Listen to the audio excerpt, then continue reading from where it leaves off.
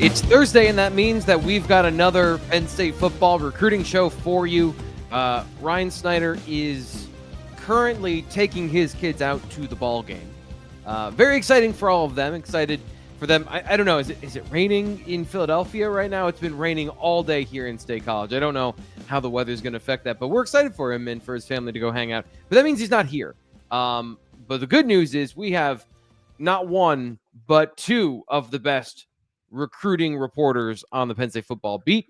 Sean Fitz is here to talk to us about Penn State football recruiting and, of course, about Penn State football because we were all at practice, and there's even more to talk about there today. So, Fitz, how you doing? Are you keeping dry over there in State College? I'm great. It's actually supposed to get really nice today. 72 is the high, so I'm pretty happy about that. Nate has already texted me about golf, which is not going to happen, but that's just where he's at. He's off vacation, so he's back into work mode. So he's trying to figure out when we can golf. But other than that, yeah, Ryan going down to the Phillies game today. I think it'll be fine. I don't know. It's a cool opportunity for him to take his kids, and we always say family first here. So welcome to our family here in the chat. It's buzzing pretty good so far, which means people are subscribed, people are getting those notifications, and people know when we're on. So we're happy to talk some recruiting. It's probably, I'll be honest with you, it's probably going to lean a little bit more heavy toward the team because they're playing football right now, and that's what people want to talk about. So T. Frank, you and I were at practice the other night. You've since had a show. I have not. I don't have the blistering hot takes that you do, as always. But we got some football action this week. So let's talk about a little bit of everything. Yeah, I'm interested here because there's some choices we had to make during open practice the other day, and I chose the path less traveled for a reason, because everyone wants those wide receiver DB one-on-ones. Everyone wants to know with certainty that the Penn State wide receivers are going to be good, which is not anything we can give you at this point in the year, but we can show you what we see. I went to the other side of the field because I wanted to see the run game. We talked about that on the show, but you had a chance to go see the one-on-ones. Before we get into that, a reminder that Fitz wrote about this already this week at BlueWhiteIllustrated.com. I'm going to ask him about Javen Williams. We had a similar thought and conversation, at least in my head. I had the same conversation that he had in an article, which was an excellent recap of practice. You can check that out at BlueWhiteIllustrated.com. Just quickly, want to remind you, you can subscribe for $1. Try us out for a week for spring football so you can get that intel, that juicy intel of what's going on at practice, behind closed doors, in front of us, all that stuff. We have the good stuff for you at BlueWhiteIllustrated.com. It's just $1 to try it out. But if you're one of those people that's stubborn, and by the way, I'm a really stubborn person, so I get it. And you're like, I don't know. I don't want to commit to anything. I don't want to commit to anything. Well, here's what we're doing. Because we have been remiss in doing this for too long. We've been doing the show for about 3 years, and something we should have done a while ago, but I didn't feel like I was ready to do it yet because it doesn't matter anymore. We're giving away subscriptions to the site here this spring. So between now and spring football, if you subscribe to the Blue White Illustrated YouTube channel, you're entered automatically to win a yearly subscription to the site. So if you don't want to pay a single dollar, there's still an opportunity for 5 people. Blue White Weekend, we're picking winners for those people to win a subscription to the site. One thing I have to let you know is you have to make your subscriptions public. You can make all of those private so people can't see them. And if you do that, I can't see that you've subscribed. The number goes up, but the names don't show up. So I just want to make that clear to people. I haven't talked about that yet, but I want to give you the opportunity to for us to give back to you, and as a thank you for being here and watching the show and helping us grow. Now that I've gotten all of that and people have tuned out, Fitz, let's talk about practice. What'd you see? What would you see with the one-on-ones? Well, we were in Haluba, which is good and bad because everything is constrained to the indoor facility, including the photos are terrible because the lighting in there is not conducive to our equipment.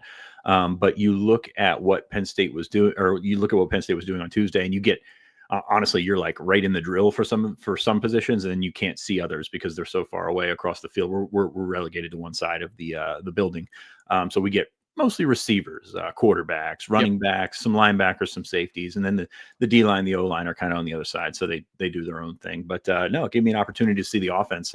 Usually, I'm on the defensive field and complaining about being on the defensive field because they don't do as much. So we got to see some one-on-ones. I got to see the receivers in action for the first time. Got to see the quarterbacks throw. Tell you what, good group of tight ends again. I mean, it's kind of redundant saying that, but good group of tight ends once again for Penn State. They didn't do the one-on-ones, but they move different. It's pretty fascinating to see, especially Luke Reynolds. I think is going to be a star here. Pretty darn good. So we had a little bit of that. We had a little bit of chatter. Davian Collins was leading the charge in terms of the trash talk that happened on Tuesday. But it's always fun to see those guys compete, because that's really what it comes down to. I mean, you're looking at those receivers going through the drills, and you see the new guys, the Devontae Ross and Kyron Hudson going through the drills. They look pretty good. They look pretty seasoned, as you would expect them to look. Guys that have been in the college game for a while. And then you've got new guys like Kobe Howard, like Matthew Otten, that kind of bring a little bit something different. We've seen Caden Saunders for years. We've seen Liam Clifford for years. Anthony Ivy's in that mix too. But seeing the new guys is certainly leaves your mind open to interpretation for they can be okay. Like they can be. So and that's what we're looking for here, right? Baby steps. We're not going to come out and tell you that the receivers look great, because I don't think, number one, that's conducive to the level of growth that we want to see, that Penn State needs to see, that Penn State fans kind of expect after just going to the transfer portal and thinking it's going to fix things. But yeah, there's a long way to go for these guys. So we will see what happens. That was a dart, by the way, for Drew. Josiah Brown missed it, but that was a really good throw. But yeah, you've got a chance to see these guys in action. I will say, going from drills to one-on-one, big difference. You look at the physicality of the Penn State defensive backs, and Collins in particular, and Liam Clifford won a nice rep there if you're on the YouTube channel. But you look at the physicality here, and it changes things, because it's great to run routes when you're not running against a defender, but when someone's trying to keep you from going somewhere, it matters. And I think I saw that with Kyron Hudson the other day. The physical aspect of it, especially against AJ Harris, it's going to take some time to adjust to it, and it's going to take those guys some time to get where they need to be. So I think it was an encouraging session, but still want to leave that open and say that they've got a long way to go, because Penn State needs those guys to be at a national championship level. I don't think they're there yet. Right. Yeah. And just watching these highlights here on the YouTube channel, again, if you're listening on the podcast, you can always check out just this section here of the show. Because I get it. Like I'm somebody who listens to podcasts, and I'm on a YouTube channel. But it's helpful to see these things. We have the one-on-one blocking drills going to put up here in just a second.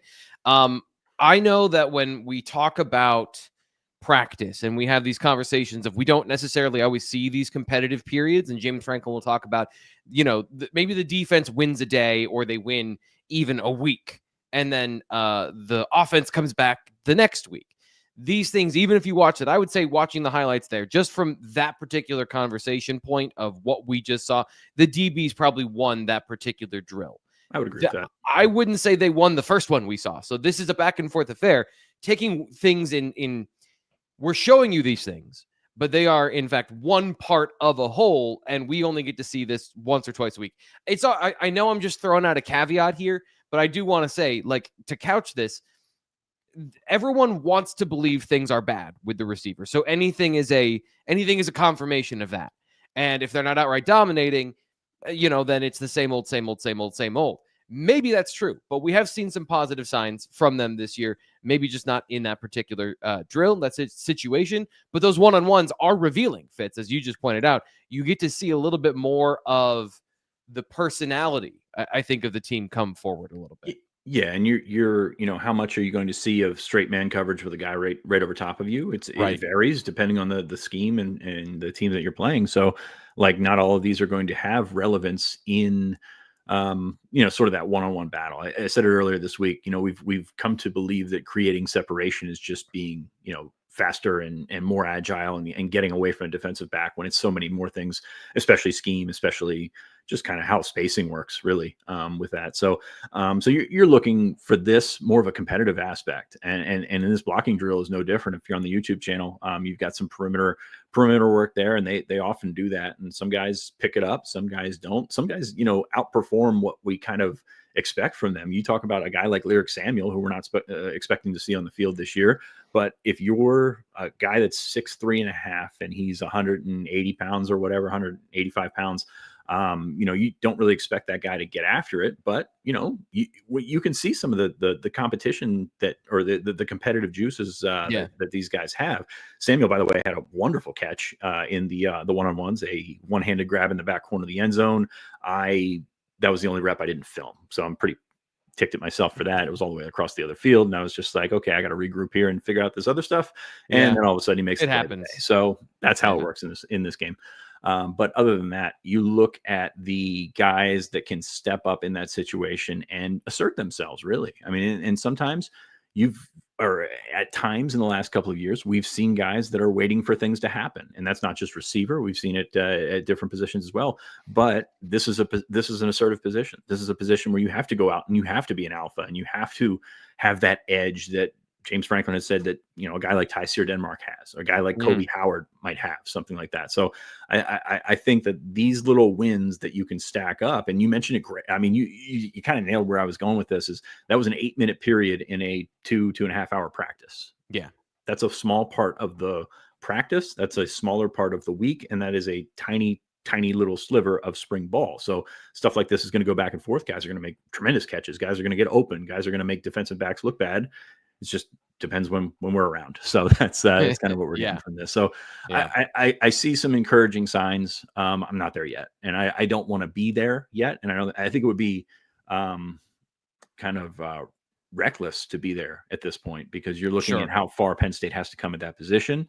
And until we're just like a lot of you, until we see it on a consistent basis, it's not going to be the thing that moves the needle. Yeah, there's a certain amount of I want my favorite thing that I've thought of the other day. I these things pop into my head of like, I don't know if I made this up or not, but if you want absolution, go to church, get religion. There's no absolution here. They did not go into the portal and find a 6'4" receiver that runs a 4.3. Like they didn't just go get Calvin Johnson with eligibility or something like that. They brought in guys that have talents that fit into things that would fit. The pieces would fit into the offense together. Are they going to elevate and do those things translate to this side of the Big Ten? This echelon of the Big Ten. Speaking specifically of a guy like Kyron Hudson, who was a number 2, maybe a number 3 at times on his offense at USC, but was probably the most consistent and productive player on that offense, that I felt like watching him, he was the guy that you could rely on. How does that translate to a larger workload where they actually focus on him? These are the things that they're learning in camp right now. The other thing is talking to Terry Smith, and I just want to pivot quickly to this conversation of talking to Terry Smith yesterday. I think it underlines the fact that this, especially the cornerback room, they're really good. You mentioned guys being aggressive. Davian Collins, for being one of the smaller corners they have out there in that blocking drill, was getting after it. And the chirpiness feels like it all kind of fits into that personality, somebody who's going to punch above his weight.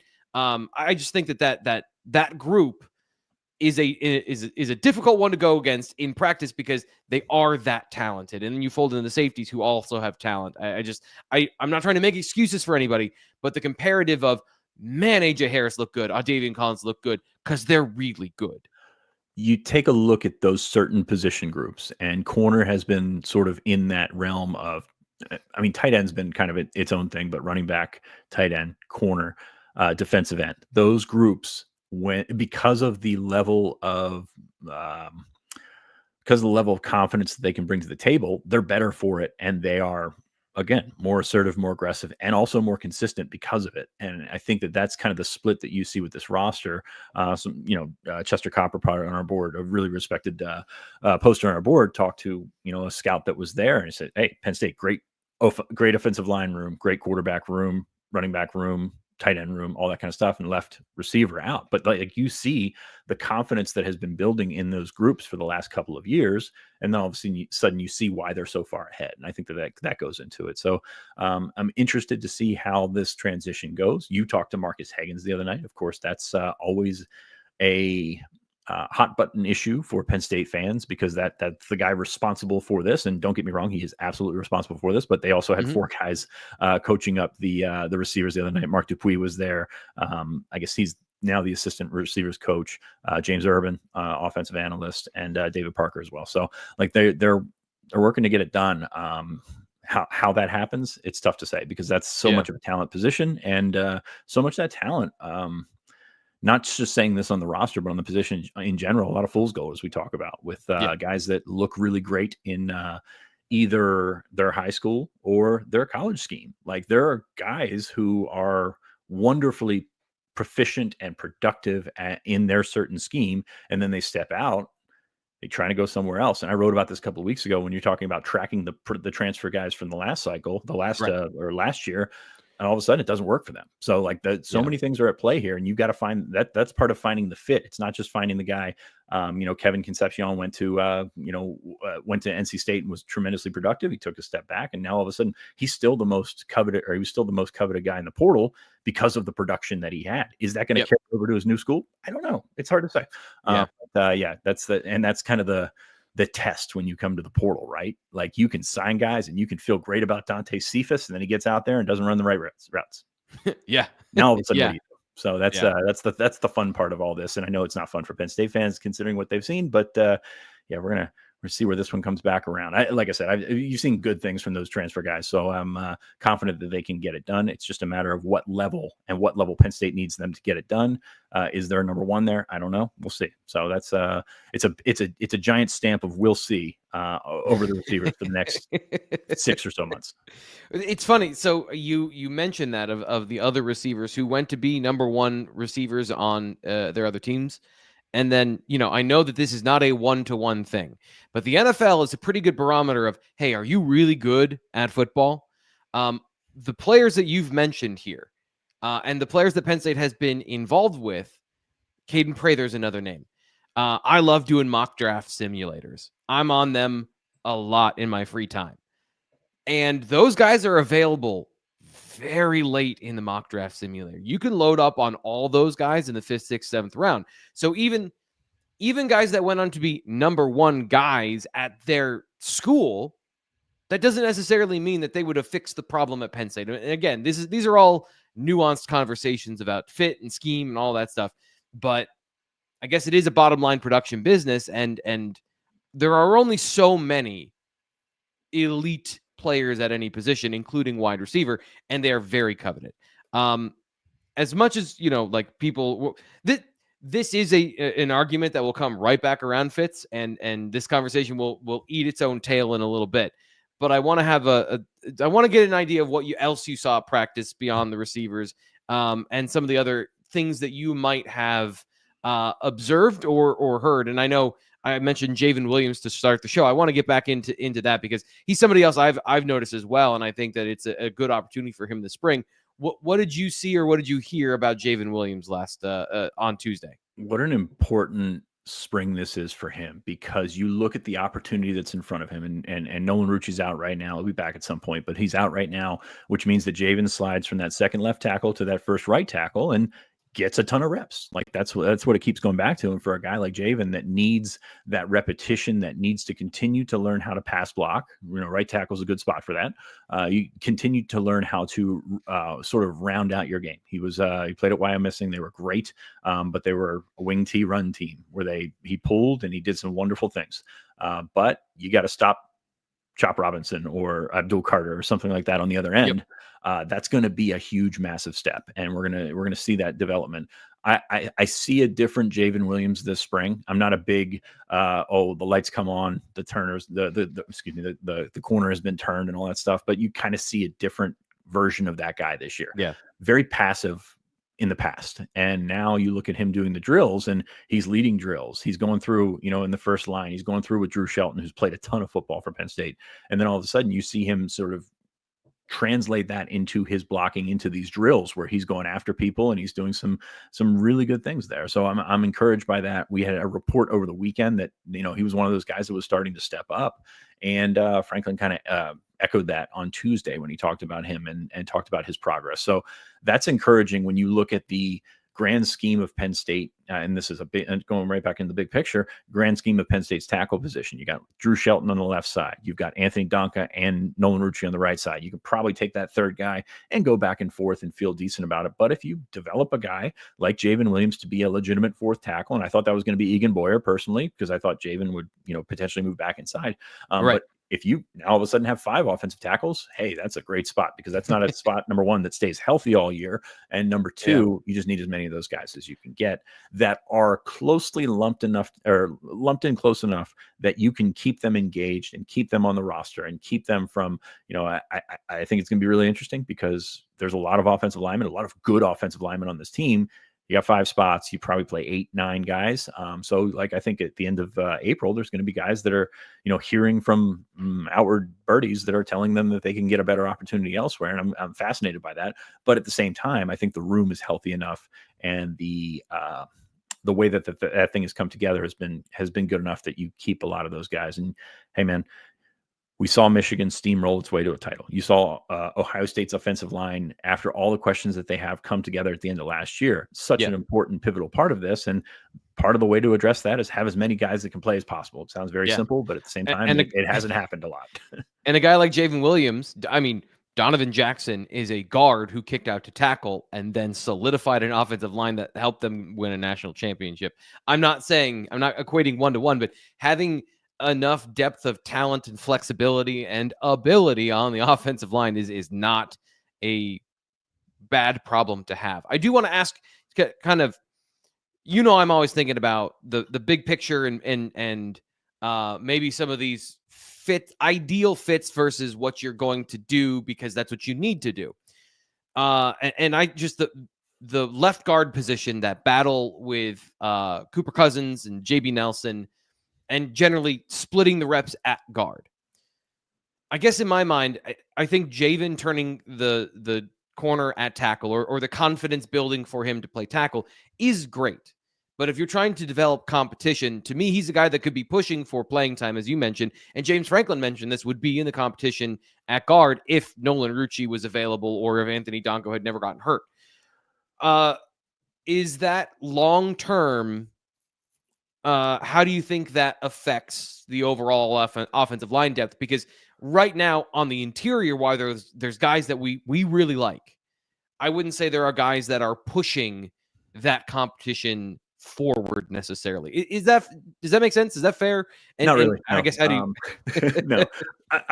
Cool. I'm looking at the depth chart, and we kind of put something out this week on BlueWhiteIllustrated.com, so check that out. But like the depth chart is fluid in a sense of, hey, if you've got 5 tackles, what's your 2 deep look like? You've got you know what you're getting in the first 3 guys, and then it's going to go to a tier of Javen and Egan Boyer, and we're going to see where Garrett Sexton comes along. And they love Owen Alasini, but like he's a long way from playing. Like they're those guys, and it's very important when you follow football from these. It's tough because some people follow the team that's on the field, and some people follow the program. And when you follow the program, you follow the development in tiers. You follow the development with guys that are developing realistic expectations for what they are. So Egan Boyer, who I'm tremendously high on long term, like, yes, he's going to continue to grow. He's going to continue to be sort of an athletic specimen at tackle, but like, it's going to take some experience. It's going to take some knocks for him to get in there. So if he's your 5th tackle, wonderful. If he's your 4th tackle, good.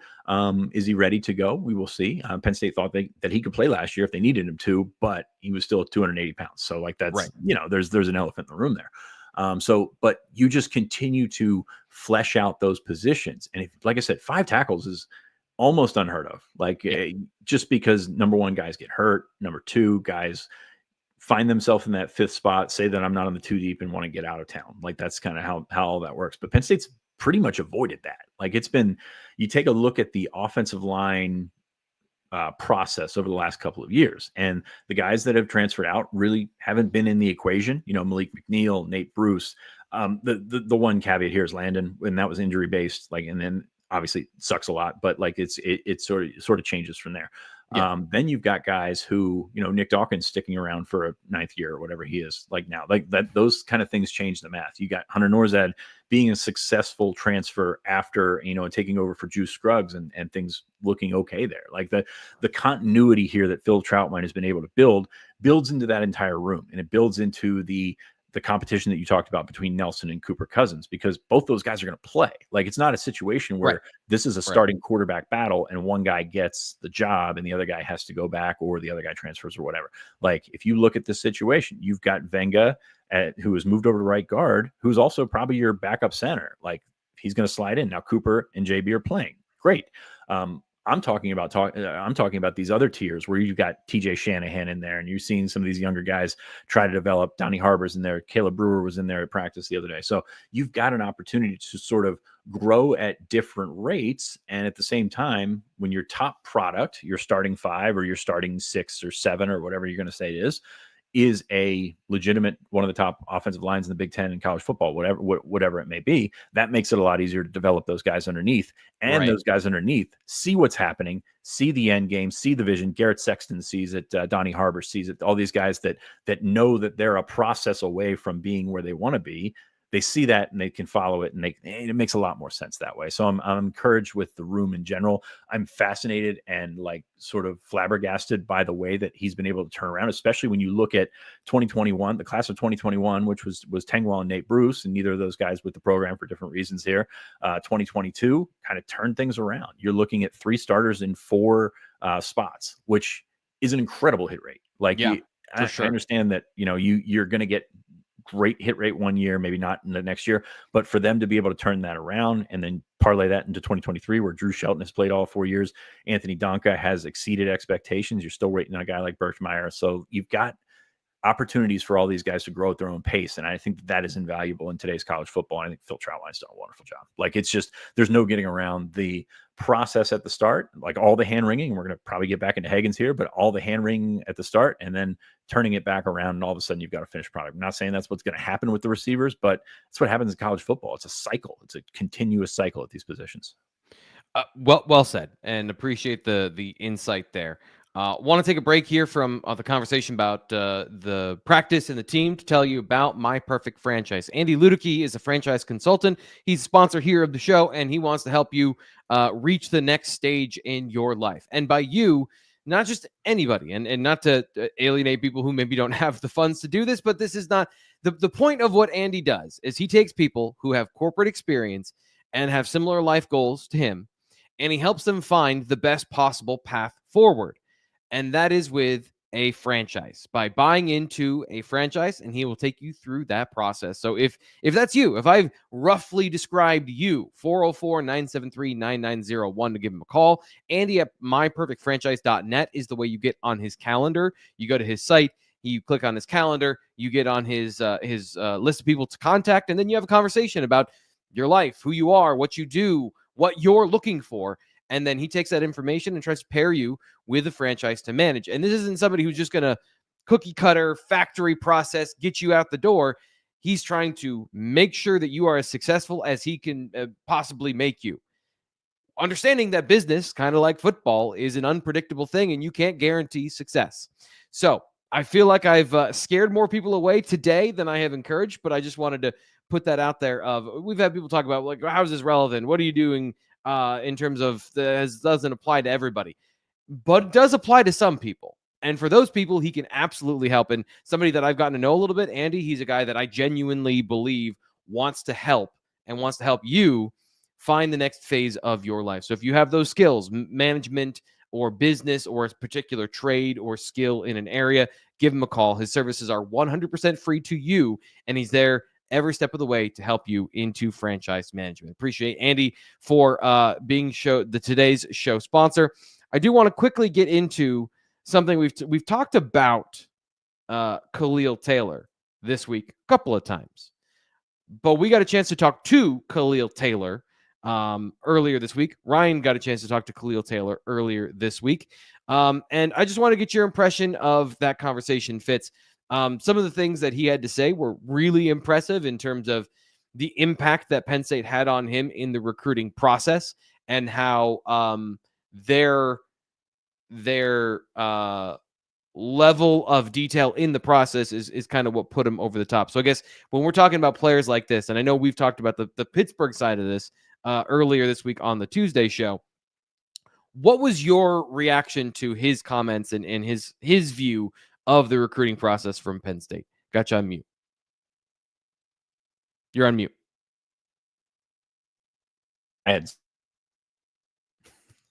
You double clicked it somehow. I'm great at this. It's very good. But when you look at the relationship building aspect of all of this, and that's kind of what it goes down to, especially in Pittsburgh. We talked about earlier this week on the show, but Pittsburgh in its own bubble, and people talk to people, trainers and coaches and all that stuff, and the trust level is extremely high. And I think that's what it goes back to with Keemon Spell, with Khalil Taylor, the trust level in Terry Smith and the position coaches and the guys that have the Pittsburgh background. Bob Palco's on the staff. Like we never talk about it. He was a legendary coach in Western Pennsylvania, and everybody knows Bob. Like that is what goes into all this stuff.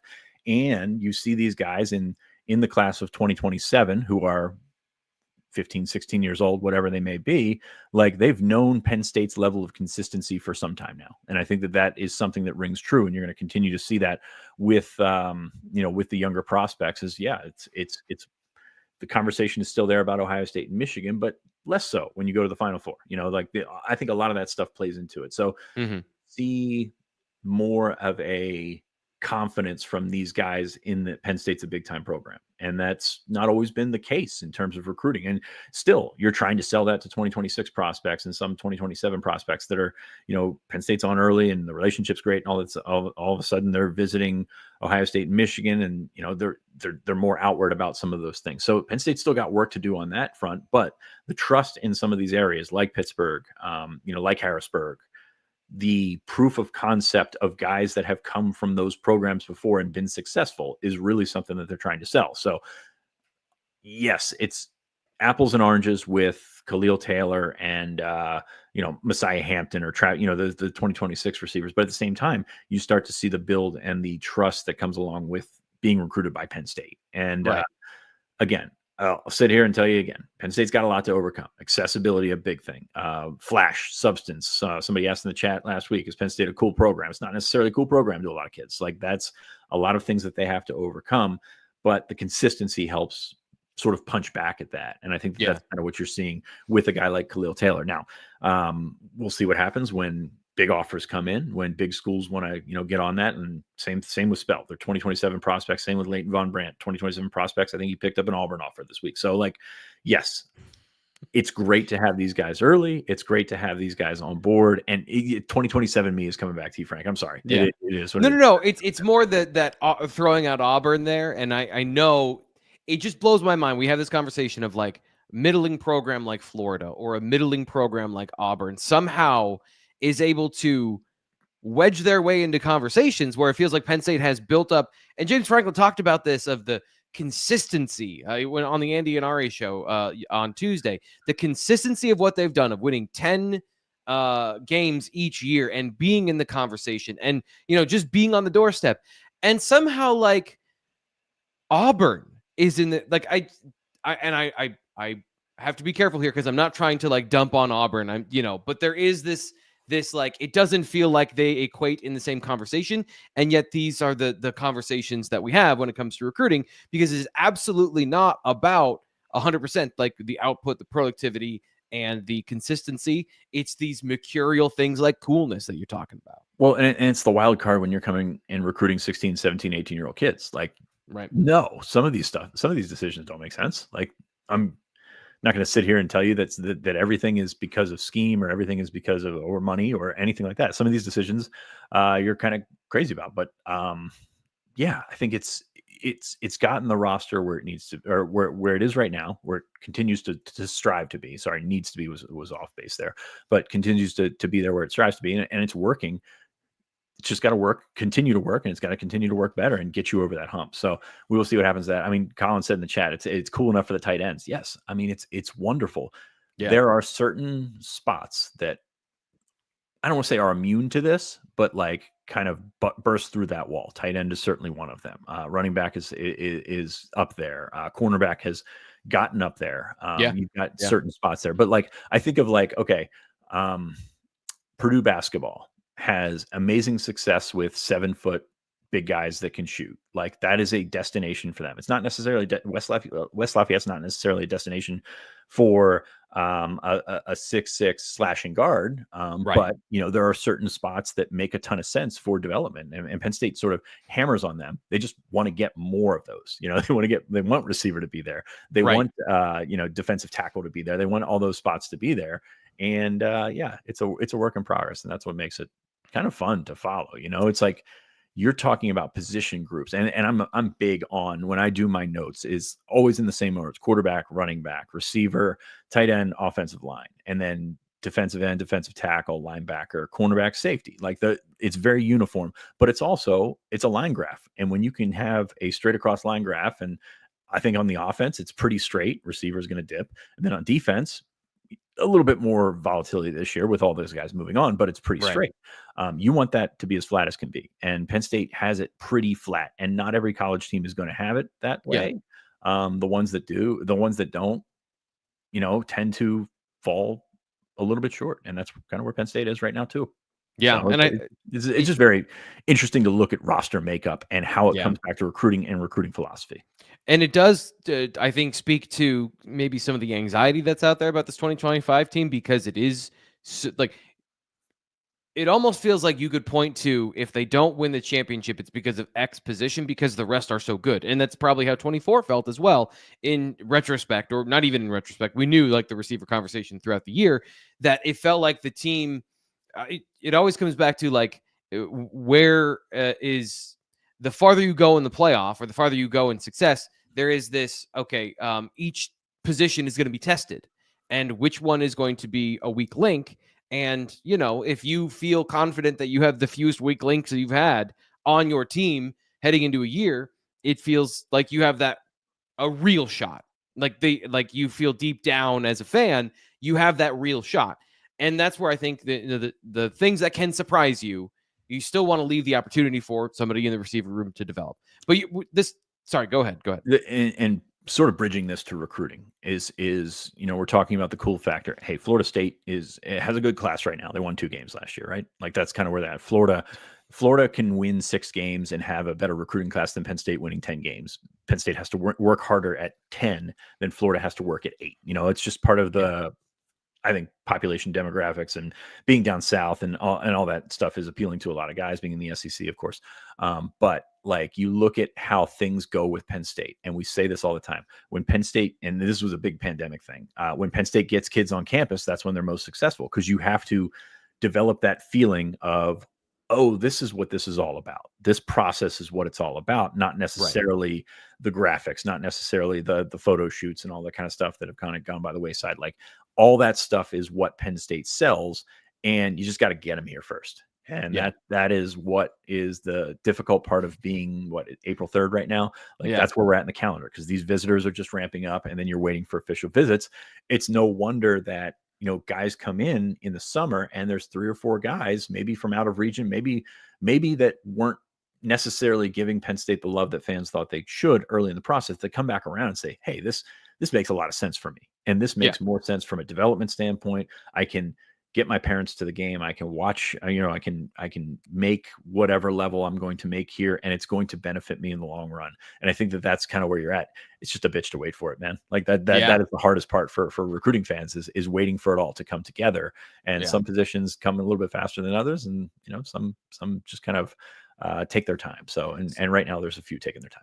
You mentioned like some out of region prospects, and that is the part where I wanted to kind of get your opinion on this, where again, Inside Lash this week was great from Ryan, where he had a lot of information in there. And just generally, whether it's here on the show, whether it's in an article, or whether it's in your updates, there's been more conversation about out of region prospects. So Penn State is going to lean heavily on the region, as we just talked about, for all of those reasons, but they have had success going out of region for a Kobe Howard, a Max Granville, and Antoine Belgrave Shorter, the names that we've talked about here.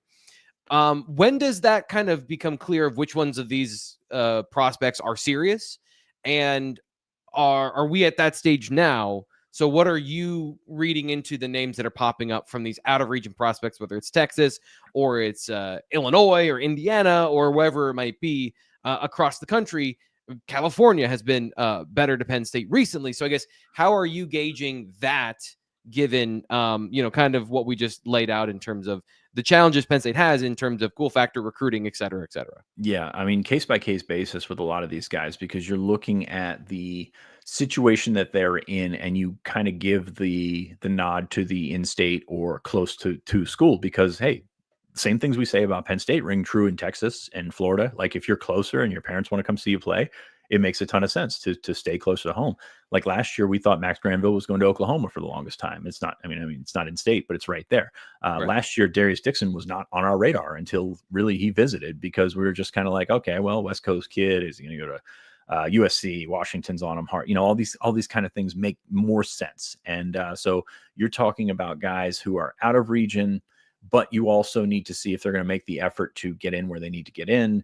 With a guy like KJ Ford visited this week, defensive lineman from Texas. I mean, that shows an effort to get here and shows an effort. He doesn't have an official visit set up that I'm aware of, but it shows an effort to put them into the conversation.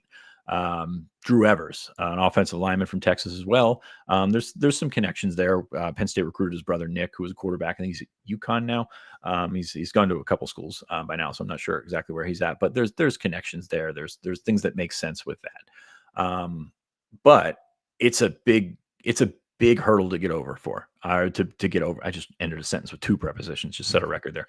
But it's a big hurdle to get over, because it doesn't always make sense from a logical, economical perspective to make it. Troy Hume just came in for a week, man. Like that's not easy to do for a lot of kids. Yeah. But it shows where he's at. It shows where he's at with the dedication to this program, the buy-in that the entire family has in here. And it's tough to do sometimes, especially because some of these trips are done with trainers. They're done with guys that aren't necessarily the family component to the recruitment. So that makes it tougher. So it's just it's a crapshoot with the out of region guys, because some can make it happen better than others, and that's unfortunate. Kosi Akpala was supposed to visit last weekend, didn't visit last weekend. We've been saying the entire time, hey, kid loves Penn State. It's wonderful that he loves Penn State. He's also got an offer from Texas. Yeah, I mean, these are very, very subtle tea leaves I'm leaving here, but like Texas is a big time program. It's tough to get away from there. So I think that there's a certain level of cachet, a certain level of recruit that makes a ton of sense. Are you pulling the top guys out of Texas, out of Florida? Not exactly. So we'll see what happens with a lot of these prospects. Going back to guys that come in and check out Penn State on unofficial visits, and then they have other ones set. Garrett Witherington's coming in this weekend. Defensive lineman we talked about on the show from Alabama. He is a prospect listed 6'5", 270 that fits what Penn State would like to do up front in terms of growing into a defensive tackle, being an effective defensive tackle. But you've got that buy-in for a guy that has had this visit set for a long time and also has an official visit set. And he's also, to say it on the nose, is Alabama coming after him hard? Is Auburn coming after him hard? Not exactly. Right. So like that, those are the sweet spots that you have to find. So I'm very interested to see how Witherington goes here. And he's also a guy that really mentions what Penn State has done on the defensive line. And that's really what you're looking for. You're looking for those guys that have seen the success and envision themselves in the success. Boom. This is the conversation we had 20 minutes ago on this show. So like a lot of those things play into that. Caden Carter coming in this weekend, a linebacker from down south, sort of in that mold of athlete outside linebacker that can run and can do some special things, but has put forth the effort to get to Penn State. And I think he's very high on Penn State. So it's just when we talk about these, we end up with a lower average, or talking about Penn State hitting at a lower average because of the natural roadblocks that come into play here. And if we mention what we meant, I just mentioned 5 guys. They get one of them, I think that's a pretty good hit rate from that far out of town. If they get 2 of them, that's a wonderful hit rate for Penn State. And you've seen kind of Penn State's class grow, or past classes grow over this. So I'm hesitant to say that this is something that Penn State will lean into just because it's so hard to get here. But at the same time, you see the effort, and that really matters. That's what really matters with the out of region guys. Forgive me, internet father, for I have sinned. I tried to play a video and share it with you here to show you some highlights, and I was smote down by the internet god. So I'm back, Fitz. I missed really dialed into what was going on, and then I realized halfway through he's not moving or blinking or breathing. So he's having that internet fun over there, as you usually do out there in the woods. I don't even know what to say anymore. Other than it happens, I'm dialing in on why. If I don't have the videos uploaded before the show, don't try and play them off of the On3 website, because for some reason my computer has a hissy fit when I try and do that. Not that anyone needed to know or care about that, but I am just the ultimate improv specialist here on the show. I know exactly how to play all these things off. So let's just do what I know how to do, which is move on and move on to the spring visitors that are coming up, because Penn State practices today and this weekend. So there are more names and conversations to have here as we end the show, whether it is guys that have visited recently. We have covered quite a bit of that in terms of Messiah Mickens was here last weekend. Obviously, that turned out really good for Penn State. They had Troy Hune on campus, as we've talked about. He was at practice this past weekend, and as you mentioned, is out here for an extended period of time. So what else is standing out to you in terms of the names that are funneling through campus so far, heading into the tail end of the full second week here in spring football? Yeah, wrapping up last weekend, Rodney Colton came up from Georgia, a four-star linebacker that's got an official visit set. I mentioned KJ Ford, Tyson Harley, DN linebacker, so sort of hybrid from Gonzaga. He's the guy on the other side from Carter Meadows, who actually has better numbers than Carter Meadows. He's a great pass rusher. Yeah, he's a very good player, very good player. So, I mean, dude, a wonderful program down there. Wonderful, dude. The best thing, and this is the first time I talked to Carter Meadows. I kind of stepped in it because I asked for his number from someone on the network, and they sent me his number, but they also sent me the guy that got his number. So I thought I was texting the guy that got his number to ask for the number, and I asked Carter Meadows for his own number. It was really, really smooth by me. But because he's a Gonzaga kid, he caught himself. He was like, "Hey, this is the situation." I was like, I'm an idiot. Okay, great.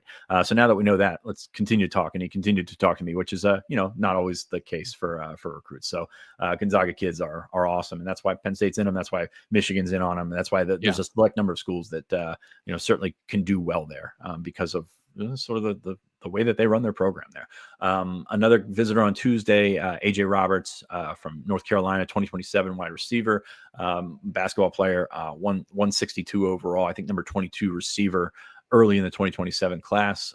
So to get on some of those guys and sort of cast the net for 2027, you've got Khalil Taylor. But if you're going to do well at recruiting receiver, and I think still got to get there, caveat every time we flip and say it, I'm so sick of it, but you continue to go after some of the top prospects in the region and beyond. And Roberts is looking like a guy that's shaping up to be a really good prospect.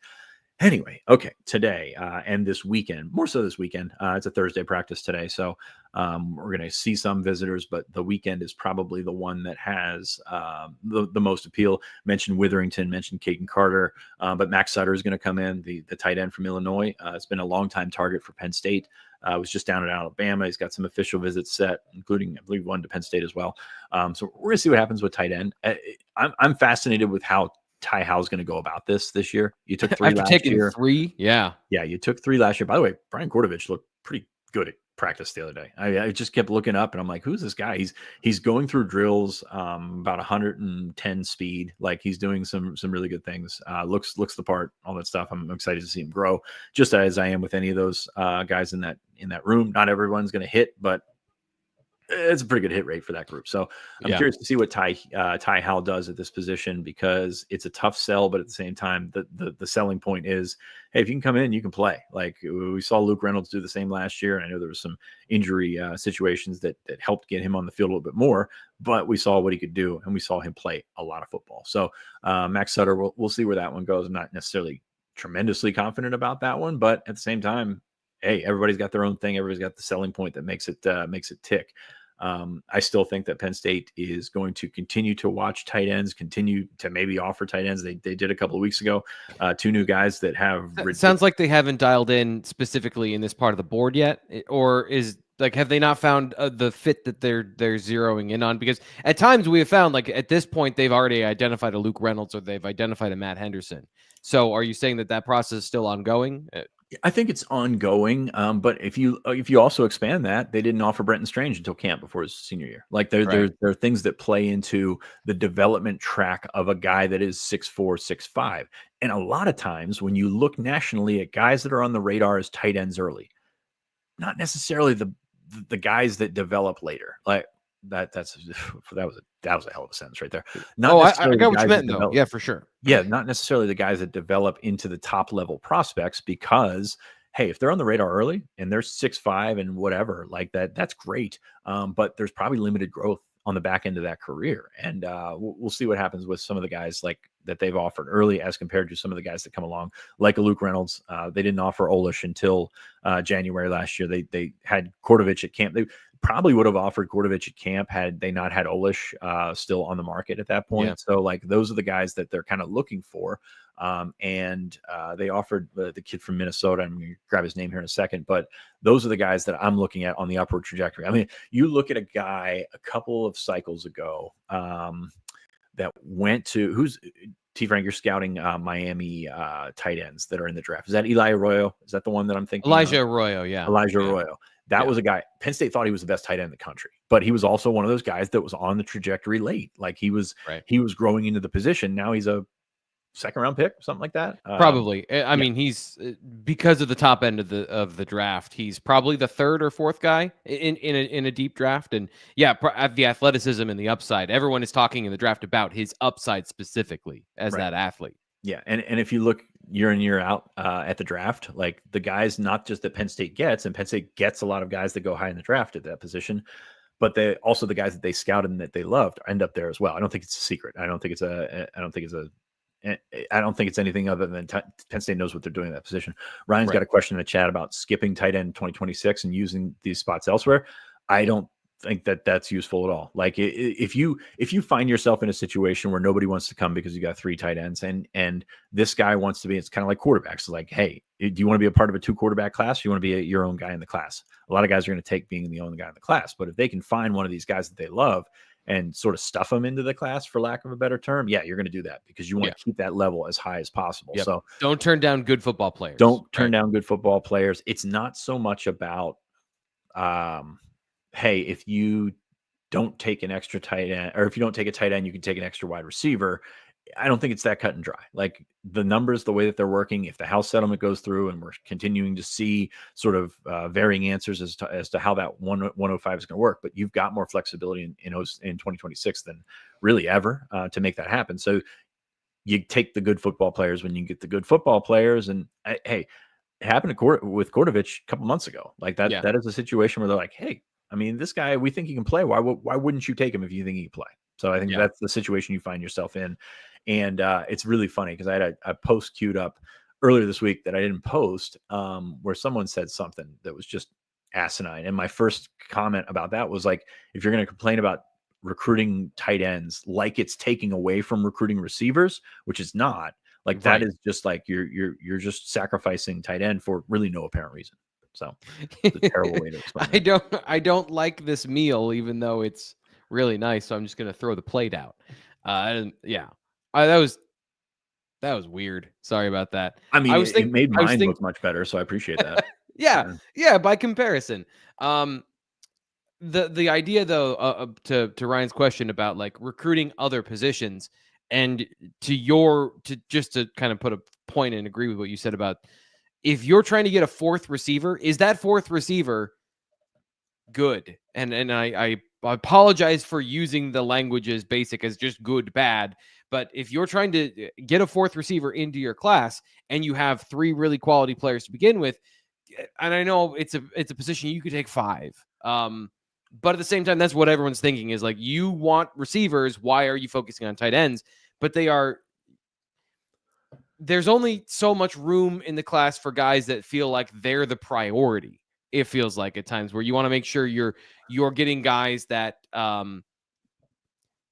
not every lottery ticket is the same. Not every lottery ticket has the same odds. I'll go with that. And so if you're just taking another one and you're turning down players that are good at a position where you have a track record, I don't think it's getting you what you think it's getting you by doing that. So years ago when Penn State was under sanctions, we were talking about they've got a certain number of spots for a certain number of people to make that work under 65, 75, whatever it was when they were hit with those sanctions. And we found ourselves one year looking at, hey, Penn State may not be able to take Chris Godwin because they just took DeAndre Tompkins. And then Penn State kind of came to their senses, was like, we love both of these guys, so we're going to take them. And that is actually the time that you could look at it and say, well, this is something that affects another position. Now, all of a sudden, you're talking about 40 more spots than they had at that 65 threshold. So you've got more flexibility there. And like, it's not going to, in the grand scheme of things, they have so many guys recruiting, so many guys in that recruiting staff, that it's not going to take away the effort that's going to take to land a receiver, to land a tight end. So it's kind of like, take your stuff, put them in separate crates, and then go to each crate and make the best meal out of it, if that makes sense. So we're a like heavy cliche show today, and so we're just this is what happened earlier. Coin Intelligence Agency says, "What is baby with the bathwater, Bob?" Yeah, so I have this problem of like the cliche. It makes my skin crawl. So if I were to say throw the baby out with the bathwater when we're talking about this, I would just like a gag in my head. So I try to come up with something creative. But here's the thing. It's not what happens when I do that. I just end up sounding like an idiot. So you're right. I should just say the cliche. But in the desperate effort of being original, I end up making an ass of myself. Live shows, yes. It sounds wonderful up here, and then when it comes to the mouth, it's just like I don't know if that's going to work out there. But yeah, more visitors this weekend. Matthew Canu's coming up. I have a pick in for Penn State here. He put out a top 6 this week. Sorry, Jackson Samuels Ford put out a top 8. The graphics have been so muddied. It's tough to read some of them sometimes now. The ones that are not done, of course, by On3. But you've got a top 6 there. I think Penn State's still in a good spot to get him back up to sort of reestablish themselves, because he's gone a couple different places. He was at Virginia Tech earlier this week. Still just has the Virginia Tech and Penn State visits set. And this guy that's been up to campus, that's made the effort to come to campus, whether he had an offer or not, to make that work. So I still think Penn State in a pretty good spot with Matthew Canu. Sticking at linebacker, Angel Luciano is coming up this weekend from Steel High. He's a guy that, if you're on the message boards, you've seen his tape. His tape is really good. He's playing small school ball in Central Pennsylvania, so he should be a big fish. But at the same time, he looks pretty good. I'm curious to see where that one goes. He was up at the end of the winter period, I believe February 1st, he was up to check some things out, but just a good in-state player. And we know Penn State likes their good in-state players. We'll see what happens there. If that's maybe a camp thing, if that's maybe a spring evaluation thing, we'll see. But that's just another name from the in-state. Cam Wagner, offensive line 2027 from Illinois. He is a guy that Penn State offered pretty early, and then all of a sudden, I think a lot of schools have caught on. Notre Dame just offered last week, and some other schools are getting into the mix. So I think Penn State was ahead on that one, but he kind of falls into that Midwest out of region type guy. So we're going to see where that one goes in the next couple of probably next 16 months or so. But you've got an opportunity to impress him early. And like I said, Penn State's offensive line, there's some real appeal there. And we get asked this all the time about, hey, Chop and Abdul are like going in the first round, all that stuff. Does that up the appeal of the position? Absolutely. And I think that the offensive line is doing the same right now, especially coming off the Olu first round pick and having a successful running game offensive line, especially in the national prominence of the playoff. That's probably something we don't talk about enough. When there's 12 teams left playing in games that matter, like it's magnified of the things that you do well and the things that you don't do well. You think where like Abdul Carter would have been a high draft pick to begin with, but coming out as Darth Vader and doing what he did in the Orange Bowl, I think kind of set him over the top there. So I think that being in that kind of spotlight is going to help with a number of positions. We're going to see that continue to grow, and Penn State sort of will reap the benefit of it. Again, may not seem like it on April 3rd, but come June, July, I think they'll be fine. So this has been a fun week, and one where Fitz has been putting the weight on his back and carrying the load. No Nate on Tuesday, no Ryan today. Just hanging out with me talking football. Fitz, you're doing the Lord's work. Appreciate you being here on the show. So any last thoughts here before we get out? Yeah, man, it's fishing weekend this weekend, so I'm going to get out of town. So hopefully that means a commitment or so will come in and make Ryan, sort of scramble there for a little bit. And if you call me to do a show, I'm sorry about your luck, man. That's not going to work this weekend. Yeah, that's totally fair. I wouldn't really, as bad as my reception is here out in the woods, yours in the stream might be worse at that point. So on top of the fact that You wouldn't want to do it because you're out fishing. It's supposed to be cold. It's supposed to be cold and raining, so fishing might not be the thing that holds me up from talking to you. But we're gonna make it work and just forge forward, and we'll see what happens. It was so nice last week. So I go above Stroudsburg and hang out with some college buddies, and it was so nice last week. It was like 75 up there and sunny, and I'm like, oh, that's perfect. And then this week it's just like we're gonna be in the 50s. We're gonna rain on you all weekend. Okay, yeah. Whatever. We'll make it work. So we'll see what happens. Well, you enjoy that. We'll hold the fort down for you while you're gone. And, of course, we'll all be back next week for the BWI Live Show, but more importantly, covering Penn State football, practice, all that. They enter week 3. We're getting super close to the blue-white game. It feels like, we're going to blink and it's going to be here. And the best way for you to enjoy it is to maybe get something out of the weekend as well, and that is by subscribing here to the Blue White Illustrated YouTube channel. That enters you automatically for a chance to win a subscription to BlueWhiteIllustrated.com, so you can get these conversations anytime you want them. We can have a circular argument about the wide receivers, the chicken or the egg, or do you want to just put the chicken in the egg, fry it all up, and then eat it there that way? I don't know what that meant, but I felt like we needed to end on another weird idiom here at the end of the show. I'm Thomas Frank Carr. That's Sean Fitz. We'll talk to you later.